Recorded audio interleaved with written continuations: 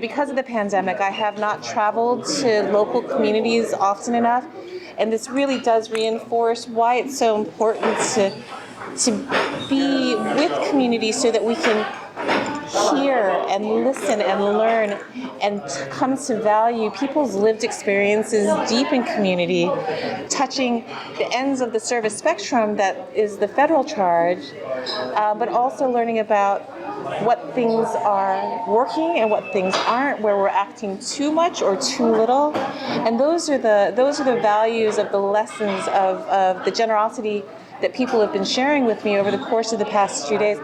I have been in so many meetings and events that I've actually lost count, but every single one of them been exceptional. It's not just meeting with the Asian community members and their leaders who happen to be members of the local community, for me to learn and take back to Washington, D.C. with respect to policies that are being implemented or that need to be course corrected or still needs to be developed. It's also hearing about the messages of solidarity and hope. Our communities are in crisis. We are suffering a lot. We're in trauma. We're healing. We need heal some more and rejuvenate together as an Asian American, Native Hawaiian, and Pacific Islander community.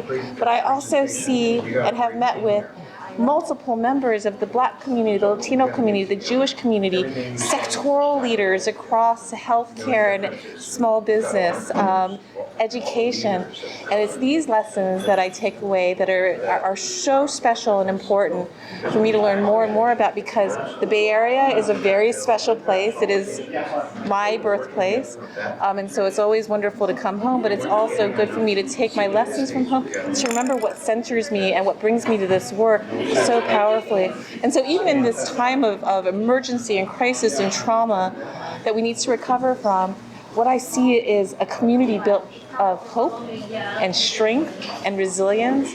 I was honored to be recognized at, of all things, Nepal Day's celebration and parade, and seeing the children there and the elders and seeing the joy in their faces as they celebrate their own culture in their own unique way, to be invited to be honored as a guest was a pride of a surprise of this trip. This discussion here with Mayor Lily was extraordinary to see her leadership, her strength and resilience, her courage, and the way that she not only inspires her local community, also how her local community members inspires her in turn. And that's one of the lessons that I would like to emulate when I go back to Washington, D.C. So do you have any plan to go another city like Los Angeles? Absolutely. Pandemic and budget affording, and where it's helpful and welcome. I would. In the time of pandemic, it was the occasion that I was able to do a lot of virtual trip making to further flung places that are traditionally not accessible to Washington, D.C. lawmakers, and where Washington feels very remote and far away and inaccessible. And so bridging that gap has also been an important part that's really whetted my appetite and reinforced the importance of being with community and learning from community. Do you have any suggestions for our minority audience during this pandemic time?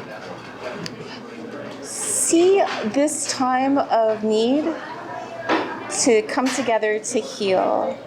We have a mental health crisis. We have a gun violence crisis. We have a rise in hate. We still need to recover from the public health crisis.